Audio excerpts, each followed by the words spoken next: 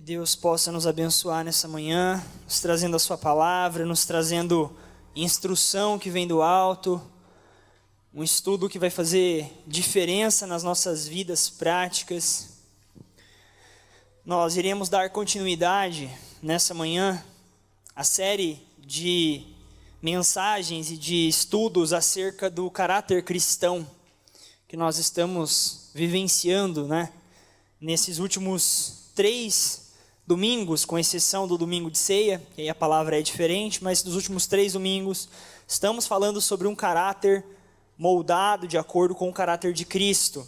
E nós estamos aproveitando para, de acordo com cada característica, trazer também à tona a imagem, a figura, um pouco mais de conhecimento sobre um personagem bíblico, que nós trazemos então um personagem e uma característica. É uma oportunidade dupla, tanto para nós falarmos a respeito de um homem ou de uma mulher relevante nas Escrituras, e também para nós falarmos de uma característica específica.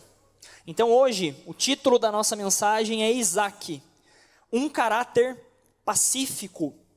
Como nós sabemos, a paz faz parte, e a pacificação, como atividade, faz parte do caráter do homem e da mulher cristã.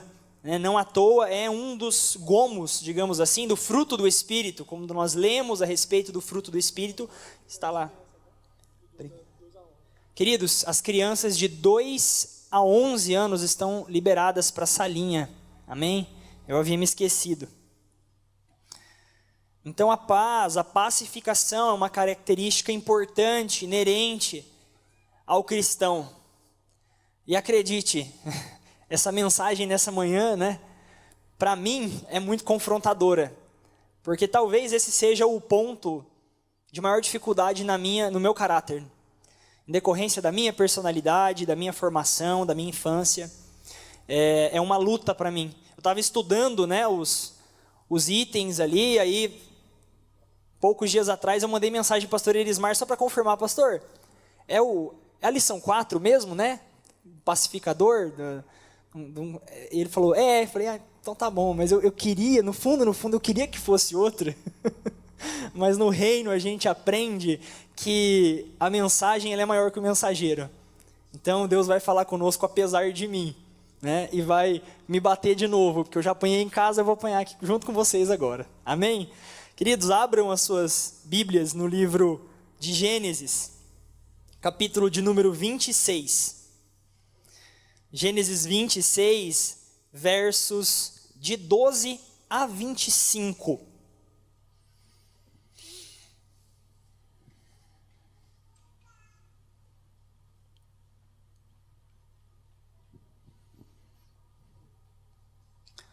Gênesis 26, 12 a 25.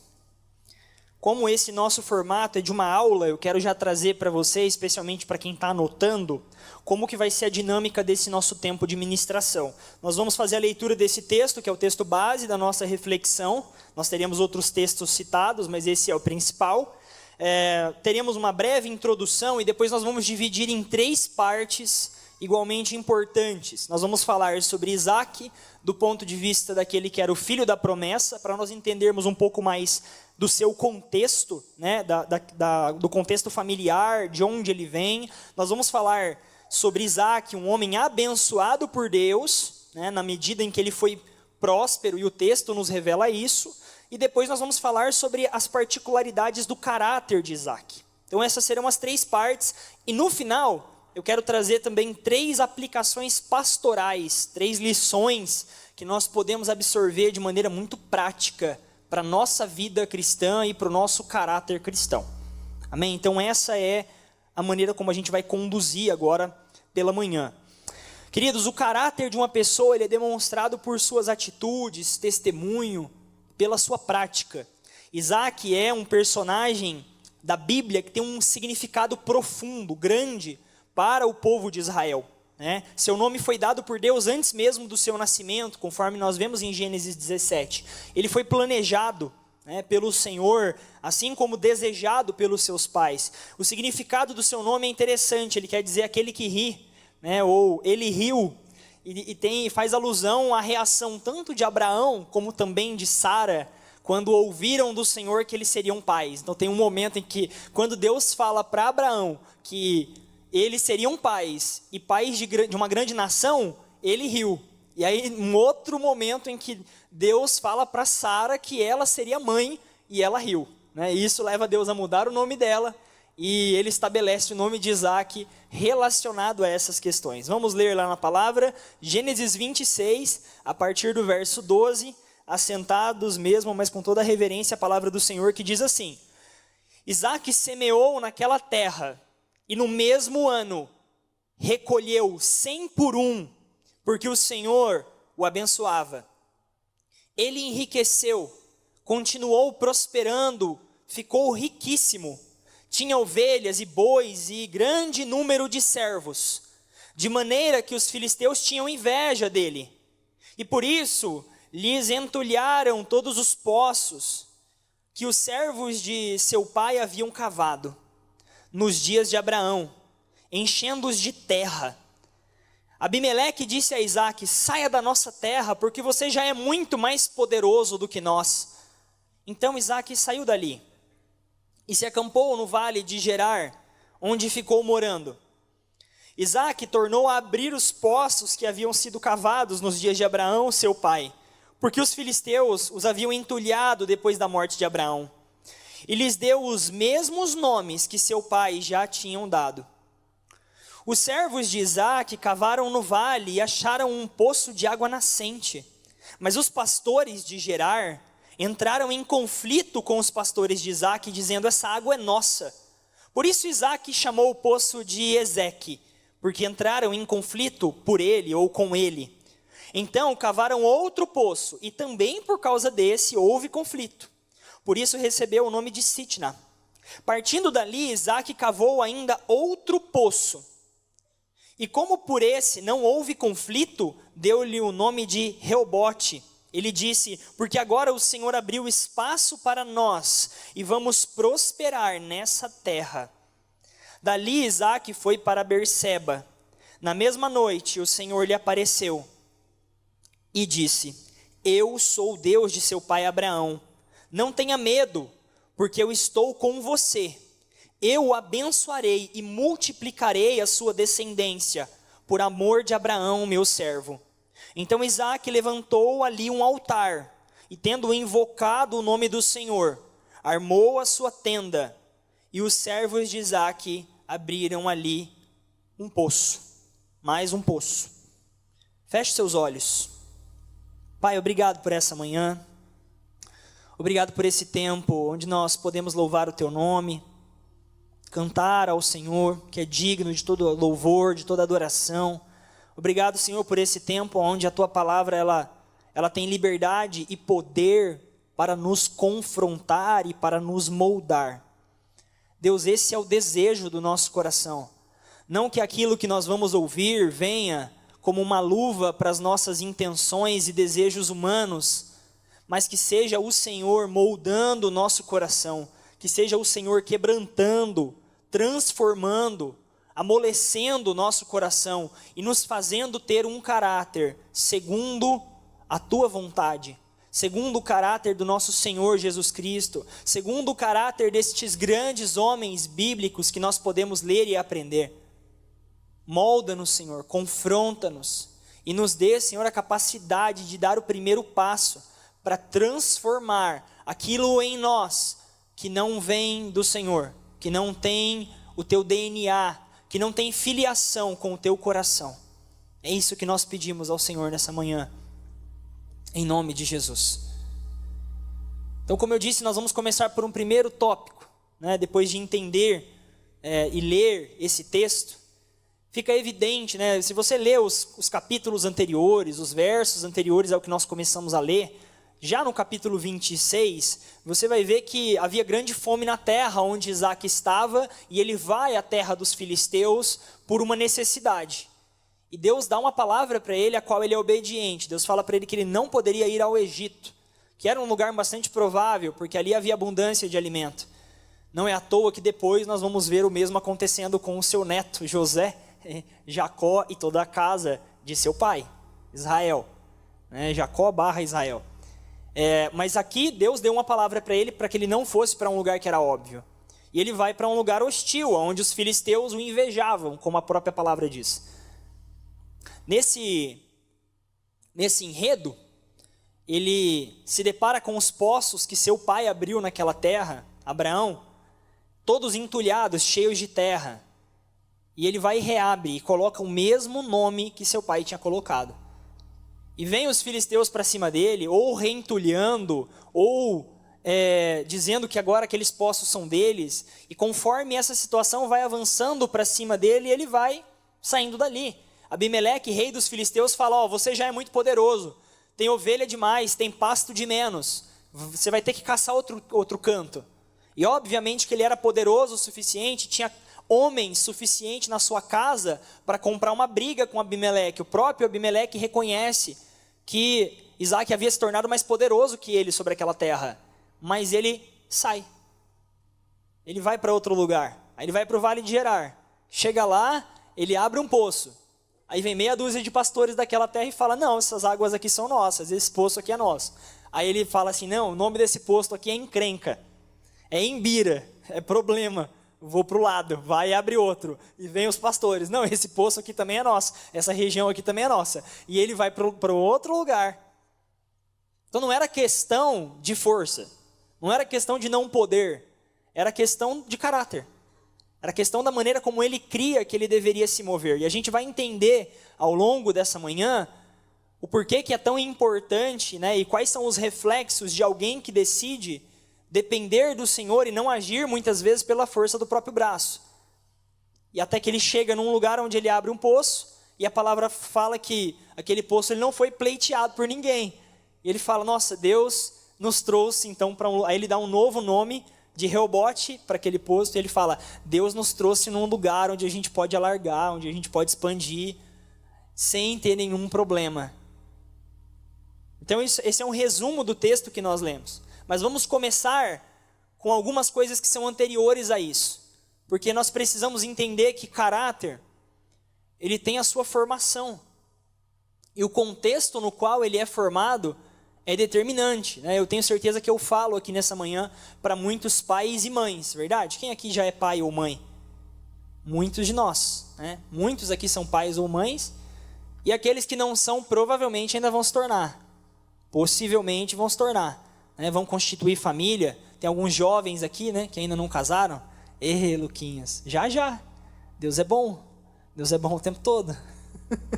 Então, né, vale para o nosso aprendizado entender que o caráter aqui de Isaac não começa a ser formado a partir do momento que ele é adulto, que ele se casa com Rebeca e que ele herda aquilo que ele herdou do pai e ele multiplicou muitas vezes aquilo que ele herdou, mas não, o seu caráter ele é forjado em casa, na criação, e por características que são anteriores até mesmo ao seu nascimento.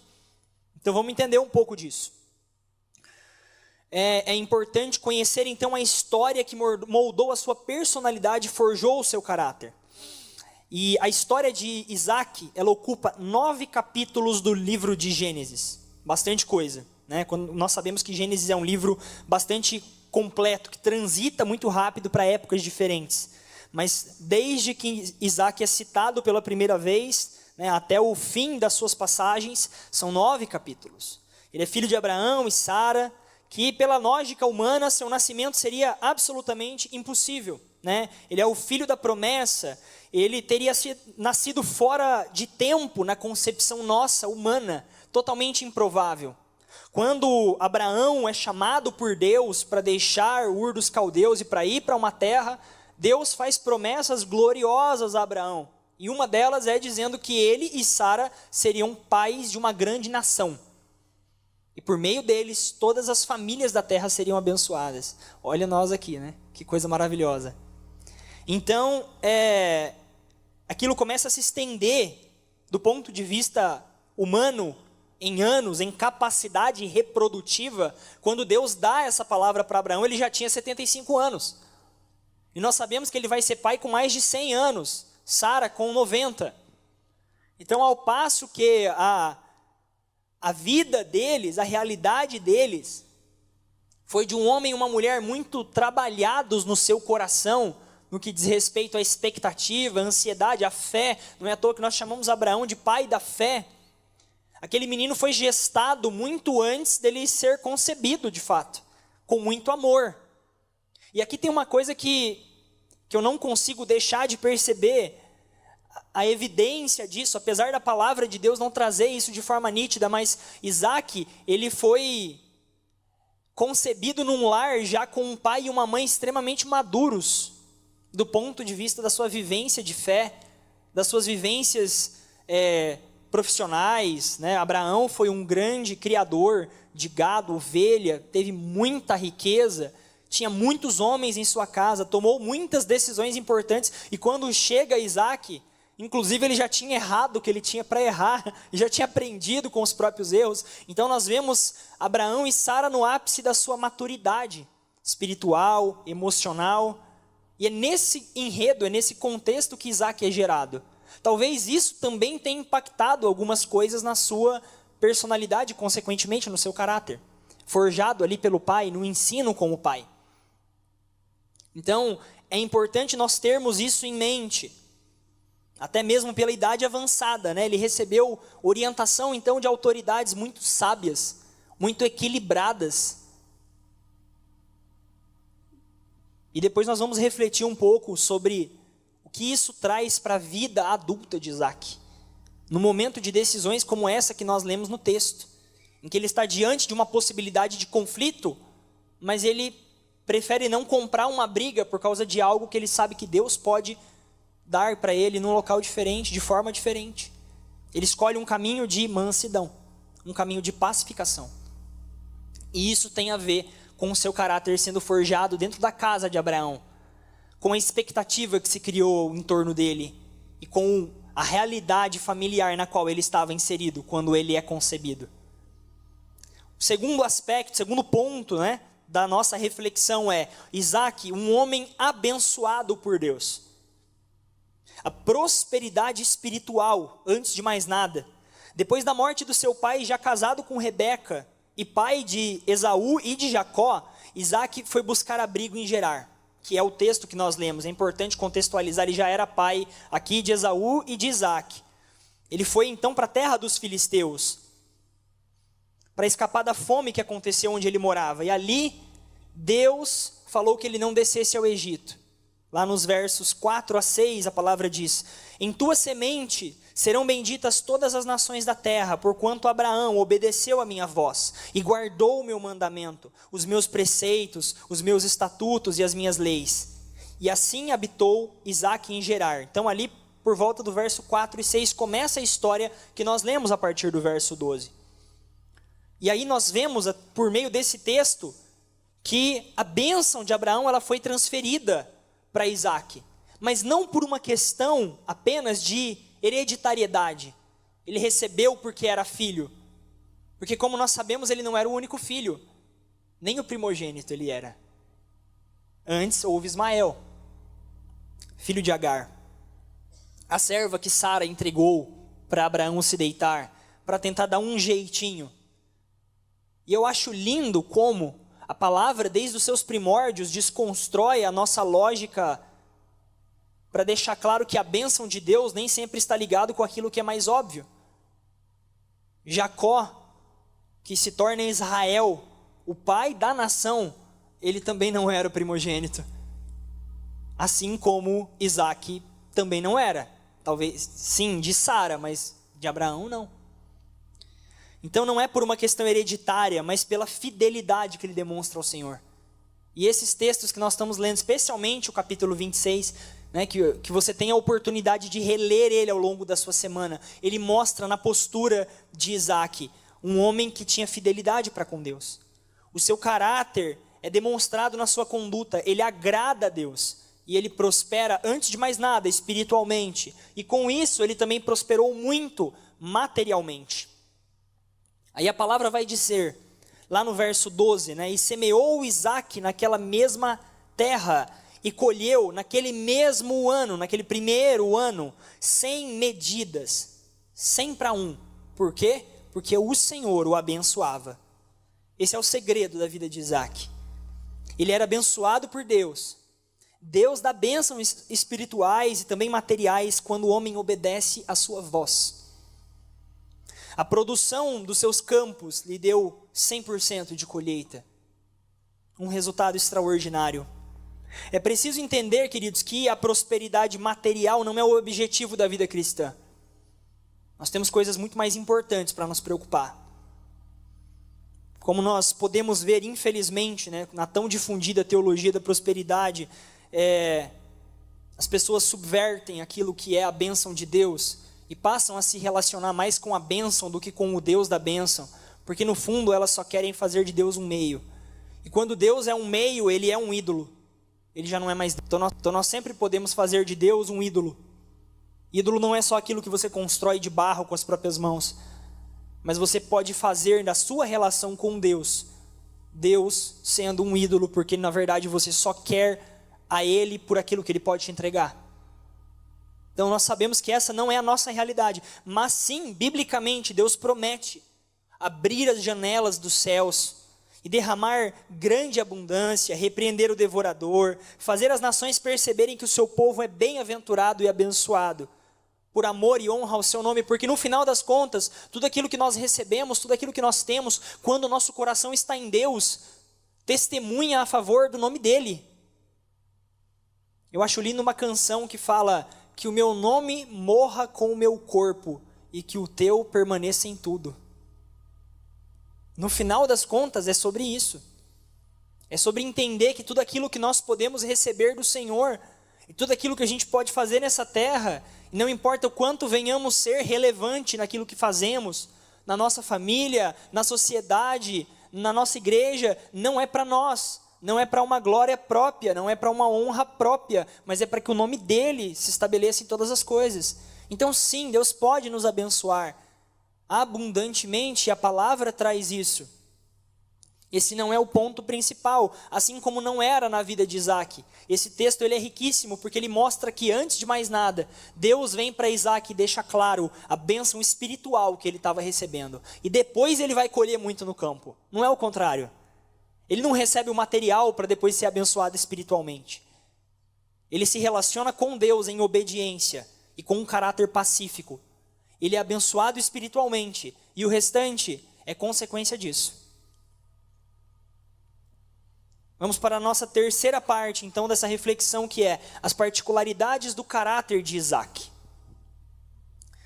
Primeiro ponto aqui, Isaac era um homem esforçado e trabalhador. A prosperidade que Deus concedeu a Isaac chamou a atenção dos filisteus. As bênçãos de Deus eram tão grandes que nós vemos na palavra os filisteus incomodados. E esse não é um privilégio de Isaac. Há pessoas a quem Deus abençoa e aqueles que querem ser seus adversários ficam com inveja, desejando o mal aos servos, às servas de Deus. Nós sabemos que essa é uma realidade da nossa sociedade também. Mas a maldição não alcança os que são fiéis ao Senhor. Balaão foi convocado para amaldiçoar os filhos de Israel, mas não conseguiu. Ele vai dizer lá em Números 23, 8, como amaldiçoarei aquilo que Deus não amaldiçoa? Então essa é a famosa maldição sem causa não prospera. Não importa o que digam a seu respeito e quanto tentem te amaldiçoar, se você está num caminho de obediência e de um trabalho digno diante do Senhor, você será um homem, uma mulher abençoada. Existem coisas sim que nós só vamos alcançar depois que nosso coração é tratado no nosso caráter. Porque eu costumo dizer que a bênção não nos leva para longe da graça. Você pode até conquistar alguma coisa que vai te tirar do caminho do Senhor, conquistando com o seu braço.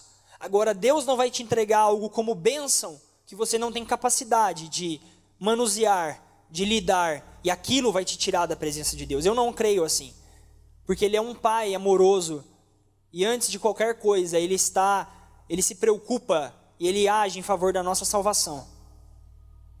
Então a bênção não nos leva para longe da graça. Muitas vezes nós não recebemos mais, porque na verdade nós não temos um caráter forjado e uma personalidade tratada para receber mais. E aí você pode até lutar com a força do teu braço para ter mais, isso é uma outra coisa. Como diz a palavra, o sol nasce para o justo e para o injusto, e para o ímpio. Então o sol está aí. É só madrugar e correr atrás. Agora, como bênção, né, a palavra fala em Provérbios que a bênção de Deus enriquece e não acrescenta dolo, e não acrescenta mal. Quando é a gente fazendo com a força do próprio braço, é difícil, não é? É pesado. Agora, quando é Deus acrescentando como bênção, é diferente. Como dizia um pastor meu lá de Londrina, da minha juventude: Jonathan, Deus está te direcionando nisso. Você vai andando e abrindo as portas. Agora, se você pegar na maçaneta e tiver que forçar, para. Abra as portas, mas não force as maçanetas. São coisas diferentes. Tem coisa que a gente quer forçar. Tem coisa que a gente quer colocar a mão no céu e puxar a bênção. Não vai chegar na hora que a gente não está pronto para administrar. É mais fácil entender que o nosso caráter tem que ser tratado primeiro. Isaac era um homem de caráter tratado. E mesmo despertando a ira e a inveja dos seus inimigos, ele não padeceu por causa disso. Porque ele era um homem abençoado pelo Senhor. O segundo ponto aqui dessas particularidades, aí vai se revelar o caráter pacífico de Isaac. Ao sofrer uma terrível oposição destes invejosos do meio dos filisteus, ele é aconselhado a sair do lugar onde ele prosperara. Então naquele lugar. E aqui começa a chamar a atenção algumas coisas para como nós funcionamos. Imagina, ele chegou numa terra onde ele semeou e ele falou: eu colhi 100 por 1. Agora vem um rei que já se tornou menor que eu e me fala que eu tenho que sair. Eu vou dar uma coça nesse sujeito, isso sim. Eu vou sair de um lugar bom que eu encontrei. Mas a clareza de Isaac era: não é o lugar que eu encontrei que faz a minha colheita ser tão próspera. Eu posso plantar aqui ou eu posso plantar em qualquer outro lugar. É o Deus da colheita que prospera a colheita. É o meu Deus que me faz próspero, não é a terra onde eu estou.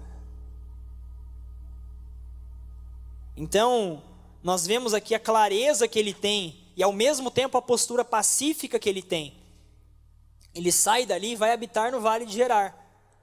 Honrando o nome e a memória de seu pai, ele reabre os poços que o seu pai tinha aberto, que foram tapados pelos filisteus, e ele chama com o mesmo nome. Raízes, clareza. Ele estava conectado a uma história, ele sabia que ele era abençoado porque o seu pai fora abençoado. E sobre ele estava aquela bênção, ele honrava isso, ele entendia isso. Os pastores de Gerar então começam a questionar outros poços que Isaac estava abrindo, mas ele não os confronta. Imagina, ele não tinha confrontado um rei que era menor que ele. Ele ia confrontar meia dúzia de pastores que só estavam bravos porque ele mudou para lá. Ele facilmente podia aniquilar aqueles pastores. Numa época onde a lógica era olho por olho, dente por dente, ele poderia ter feito o que ele quisesse, porque ele era um homem muito poderoso. Ele provavelmente, nesse momento, já tinha centenas de homens à disposição da sua casa, homens nascidos na sua casa, assim como seu pai. Ele poderia ter um exército particular, mas não era isso, não era a força ou o poder que pautava as suas decisões.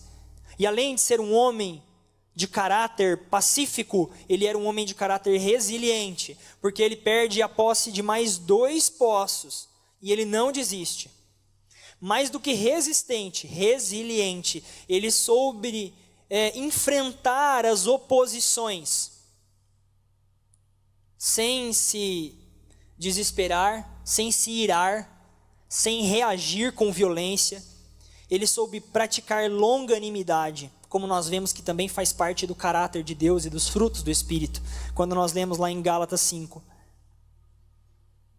E ele continuou mandando abrir poços. Cave mais um, cave mais um. E aí, até que ele encontra um poço de paz, que ele vai chamar de Reobote. Esse eu abri, deu muito bom, tem muita água e não tem ninguém para falar que não é meu. Então esse é o lugar onde Deus vai alargar ainda mais as minhas fronteiras. Esse é o lugar onde Deus vai me abençoar de forma pacífica. Era o poço do alargamento, era o poço concedido pelo Senhor, livre da contenda E a palavra vai dizer que Isaac subiu dali para Berseba. E ali, ele e Abimeleque, o rei de Gerar, fizeram um juramento de que seriam amistosos.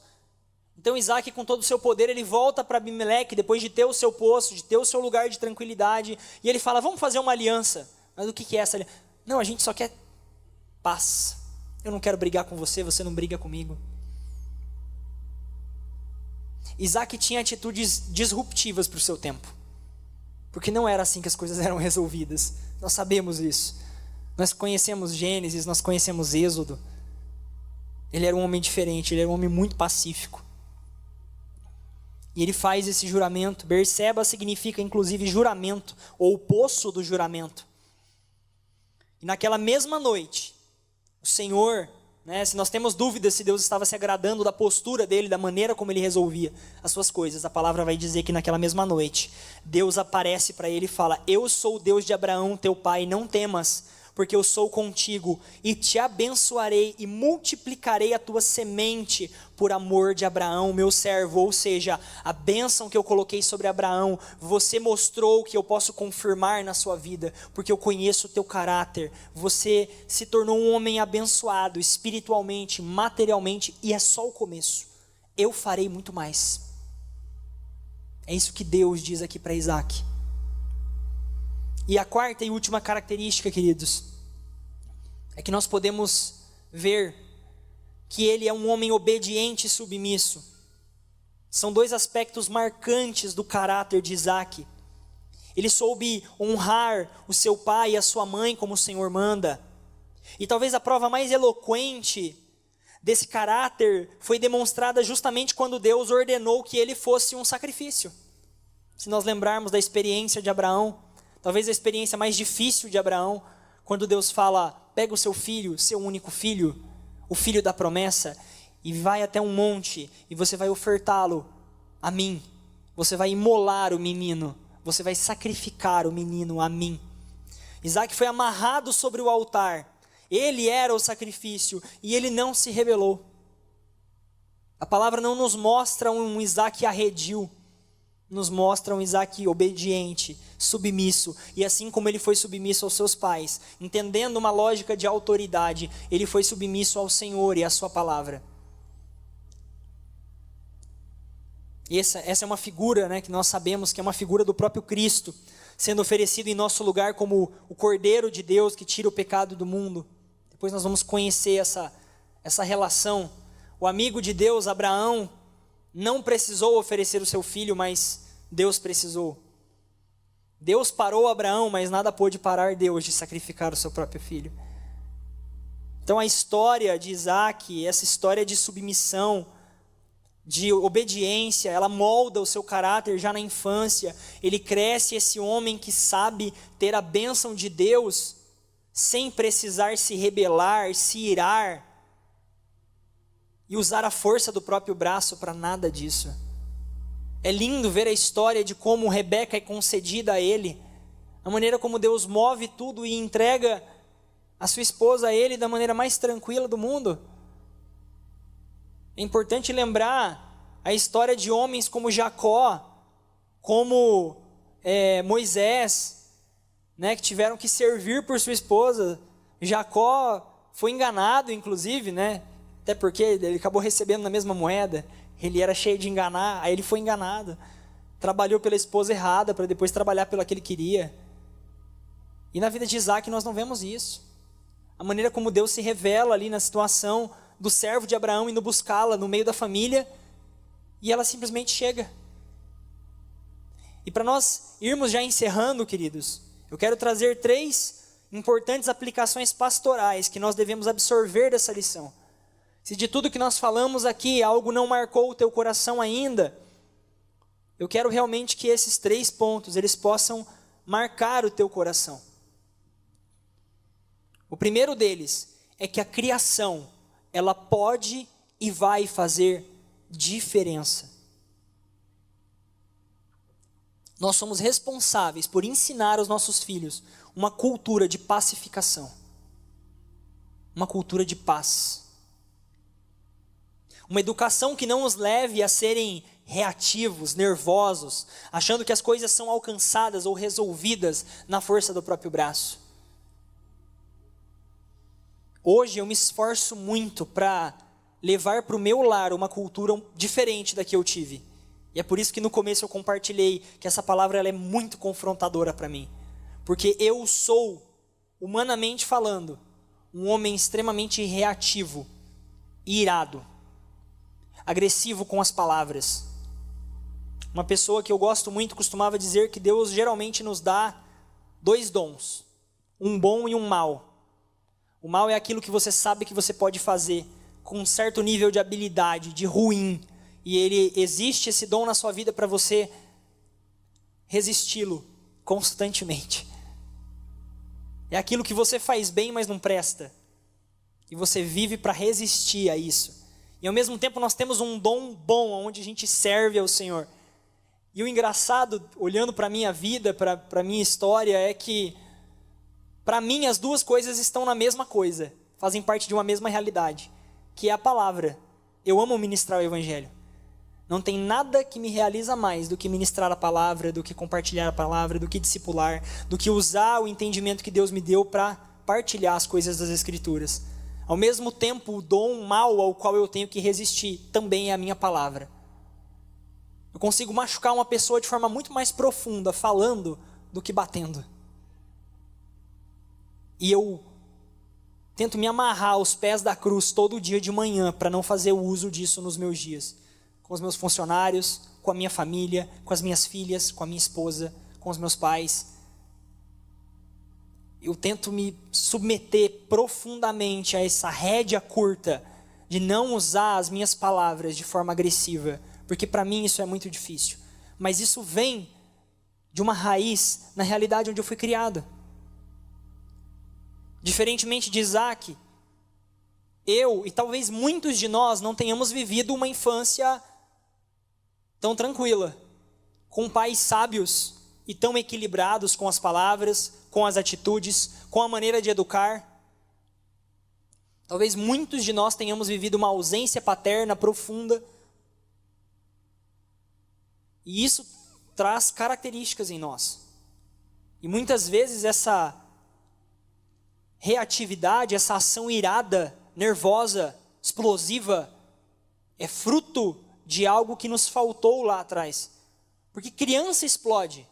Criança explode por causa de qualquer coisa. Igual as minhas meninas, a Melissa, ela chora para ir pro banho. Aí eu coloquei, quando eu termino de dar banho, aí ela chora para sair. Eu fico tentando entender qual que é a lógica, não tem lógica. E ela explode para entrar e explode para sair. E fica brava e grita e bate com a mão no vidro. Mas ela tem 3 anos, menos que isso. Agora eu tenho 32. Eu não posso viver essa mesma realidade. Não é possível que o caráter de Cristo não esteja sendo implementado em mim. E aqui, queridos, no seio da igreja, na nossa vida comunitária, é muito fácil posar, no sentido de parecer. Mas é lá nas nossas casas que a gente realmente vai ser quem a gente é. É lá no nosso trabalho, é com os amigos mais íntimos. E se hoje nós temos dificuldade, precisamos domar essa característica, especialmente nós homens, de sermos muitas vezes agressivos, de sermos irados. Nós talvez tenhamos que lidar com isso, né, e tenhamos que recorrer à graça de Deus até o resto das nossas vidas para lidar bem com isso. Mas nós podemos fazer diferente para os nossos filhos. Nós temos que nos esforçar. Olha quanto, né, nós temos aqui na nossa igreja de instrução acerca de algo que a nossa sociedade ignora, que é família. Pensa comigo, quanto tempo você estuda para se tornar um profissional na nossa sociedade? Se você pegar do primário até uma pós-graduação, mestrado, doutorado, dependendo de até onde você for academicamente, você passa mais de 20 anos estudando. E eu te pergunto, quanto nós estudamos para ser homem e mulher dentro de uma família? Pela nossa sociedade, nada. As pessoas não entendem por que o casamento dá tão errado. Por que as famílias estão despedaçadas. Nós não temos formação nenhuma. Nós achamos que não precisamos aprender a ser marido, a ser esposa, a ser pais. E isso é muito diferente no Oriente. Do Oriente Médio para frente, você vai ter uma cultura completamente diferente, onde os filhos, sejam homens ou mulheres, são ensinados a serem maridos e esposas desde a sua infância. Minha filha, você vai fazer assim para o seu marido, ele vai se agradar de você. Filho, você precisa tratar assim a sua esposa. Um menino de 7, 8 anos ouvindo isso, dos pais, desde a mais tenra infância. E aqui a gente acha que vai cair dentro de um casamento e que vai dar tudo certo. Que os filhos vão nascer e a gente vai saber lidar. Mas essa igreja tem sido ferramenta de Deus para nos ensinar. Tem dezenas de cursos da Universidade da Família aqui, para você aprender a ser um homem de Deus, uma mulher de Deus, um marido relevante, uma mulher única, um homem ao máximo, casados para sempre, cursos de noivos. Queridos, nós precisamos nos atentar a isso. Nós precisamos nos esforçar para estender uma realidade como a que Isaac teve, de uma casa estruturada, de uma casa com um pai e uma mãe sábios e ponderados. Porque talvez nós não tivemos isso, mas nós podemos nos esforçar e oferecer isso para os nossos filhos. E que Deus nos ajude nessa missão. O segundo ponto aqui, que pode ser uma importante lição de aplicação pastoral nas nossas vidas: não busque ou espere ansioso pelas desavenças. Muitas vezes, por essa característica da nossa personalidade, do nosso caráter, que ainda não foi tratado devidamente, ao contrário da postura de Isaac, muitas vezes nós estamos só esperando o pastorzinho levantar o dedo e falar que aquele poço é dele. A gente já está com a pedra na mão. Mas eu tô doido para falar com fulano. Deixa ele falar alguma coisa para mim em relação a isso. A gente está preparado para a guerra. É ou não é? Estou falando bobagem?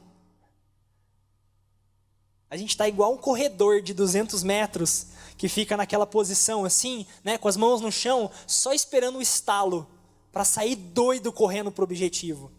E a gente está esperando o quê? Eu estou fazendo tudo certo, quem está errado nisso aqui é fulano. Deixa ele falar, eu quero que ele fale uma palavra a respeito disso. Eu vou arrebentar com ele. Essa muitas vezes é a postura que nós estamos internalizando no nosso coração. E Isaac não fez o que fez porque ele devia ou porque não. Ele muitas vezes sai de cena para evitar um conflito. Ele não está desejoso pelo conflito. Queridos, e o pior disso é que nós muitas vezes não só cultivamos essa postura agressiva no nosso coração e queremos resolver de forma irada as coisas e agredir com palavras e ir para cima, como nós achamos que Deus está conosco nisso. Talvez essa seja a pior parte. Se Deus é por nós, quem será contra nós? Posso todas as coisas naquele que me fortalece. Eu vou moer o fulano e Deus ainda vai comigo. Que Bíblia que nós estamos lendo? Deus não irá se aliar a você para combater inimigo humano algum. Porque essa lógica mudou a partir do tempo da graça no qual nós vivemos. A palavra fala que a nossa luta não é contra carne nem sangue, mas contra principados e potestades nas regiões celestiais. Deus não irá te capacitar a enfrentar inimigo humano algum. Entenda isso. Porque essa não é a batalha que nós fomos chamados para lutar. Se você acredita que tem inimigos, homens e mulheres, já é um problema. Volta para as Escrituras. Já está errado, de largada, de saída. Você não deveria crer assim. Isaac tinha um monte de gente crendo que era inimigo dele, mas ele não tinha inimigo nenhum. Porque, como diz o famoso ditado popular, quando um não quer, dois não brigam. Então ele não se prestava ao papel de estar pronto para uma desavença, para uma batalha, por causa de algo que para ele era pouca coisa, talvez. Poço eu abro outro, eu tenho servos, eu movo meu gado um pouquinho para o lado e tento de novo, está tudo bem. Eu não vou entrar numa guerra por causa disso. E às vezes, queridos, a gente entra em uma guerra por causa de tão pouca coisa. Eu vejo famílias se destruindo o tempo todo. Eu tenho trabalhado num novo projeto nesses últimos meses, ligado a questões de terra, grandes propriedades de terra. E eu vejo cada história escabrosa do que as famílias vivem por causa de briga de herança, por causa de uma tentativa de manter um poder financeiro, econômico, produtivo. São assim, histórias absurdas. Eu soube de uma história lá na região do Vale do Xingu, de uma propriedade imensa. Eles escolheram aonde a rodovia ia passar dentro da propriedade deles. Você passa mais de 1h30 dirigindo a 120 por hora sem sair de uma mesma fazenda. Dezenas e dezenas de milhares de alqueires. E eram 3 irmãos. E esses 3 irmãos fizeram um trato de que eles não teriam descendentes e nem casariam, porque isso daria problema para os negócios deles. Só que um deles se casou. E depois de muito tempo conseguiu ter um filho. Mas os irmãos fizeram com que a mulher dele abortasse 6 vezes antes disso. De diferentes formas. Tudo para tentar manter o poder. Tudo por causa de dinheiro. Tudo por causa daquilo que eles acharam que tinham conquistado com os próprios braços. Que preço. Que preço de sangue. Que preço maldito. Nós fomos chamados para viver uma lógica muito diferente da lógica desse mundo. Muito diferente. Nós não fomos chamados para uma realidade de olho por olho, dente por dente. O Espírito Santo habita em nós. Nós somos chamados a sermos pacificadores. E em consequência disso, eu quero te lembrar de uma palavra do Sermão do Monte que reflete muito a realidade da vida de Isaac. Em Mateus 5,5, em meio ao Sermão do Monte, Jesus fala: bem-aventurados ou felizes os mansos, aqueles que têm mansidão, porque eles herdarão a terra. Como eu disse no começo, nós podemos conquistar com a força do nosso braço, e muitas vezes é tão pesado conquistar. Mas tem um hack da vida, tem um atalho que não é um atalho no sentido de encurtar, mas no sentido de caminho correto, que é quando você se coloca na presença de Deus, você permite seu caráter ser tratado, e você entende que tudo aquilo que você vai ter é para honrar o nome dele e não o seu. Deus pode te confiar muita coisa, e isso não é conquistado debaixo de guerra e de briga, mas isso é recebido por herança. Olha a realidade de Isaac. Ele só cresce, e ele não compra uma guerra para crescer. Ele recebe bênção espiritual, recebe bênção material, e não é porque ele precisa entrar num combate. Sabe, existem algumas coisas que a gente faz na vida com a força do nosso braço, e que é tão cansativo, tão difícil, que depois que você conquista, você fica olhando e pensando se valeu o preço que te custou. Não é verdade? Já teve essa sensação de algo que talvez não era de Deus para nós, mas a gente insistiu tanto e foi tanto com a força do braço, contrariando o que era o que Deus queria, e foi até conseguir. E aí você está tão cansado que aquilo já não tem mais gosto, parece que não vale mais o que valia. Isso me lembra uma carta de um bispo anglicano para Susana Wesley. Susana foi mãe do John Wesley, né, famoso avivalista inglês do movimento metodista. E ela, certa vez, recebe, porque o seu marido também era pastor, estava fora de casa já há muito tempo, e ela recebe uma carta de um bispo perguntando se ela tinha pão e se estava tudo bem em casa com o pão, com o suprimento deles. E ela dá uma resposta interessante. Ela era uma mulher muito inteligente. Ela fala: olha, bispo, nós temos o pão, mas o pão ele é tão penoso, que tem dias que eu fico me perguntando se é melhor tê-lo ou se seria melhor não tê-lo da maneira como ele é conseguido. E muitas vezes essa mesma lógica acaba valendo para a nossa vida em outras coisas. A gente não quer o caminho da mansidão, o caminho de se colocar diante de Deus e receber as coisas que Ele tem, porque na verdade a gente quer brigar e fazer na força do braço. Como a palavra fala em Provérbios, é melhor a erva do que o boi gordo, e com ele ódio. Ódio. Tem coisa que não vale a pena a gente se matar e tentar ganhar no grito, na força do braço, no esforço humano. Existe um caminho mais excelente, que é um caminho de ter um coração tratado, um coração pacífico, e receber a terra por herança. Você conhece alguém assim?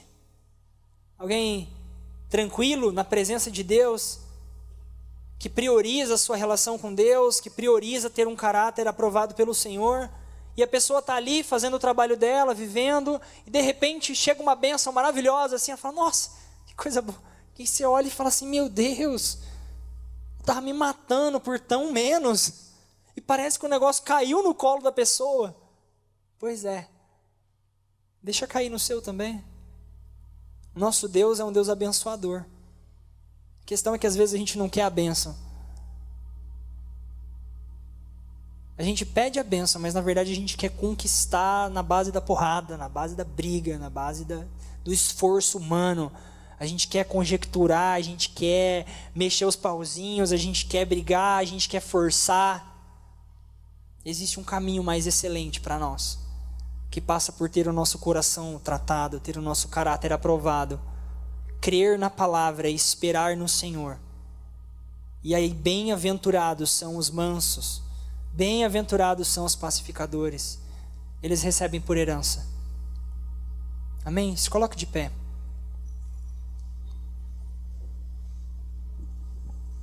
Feche os seus olhos.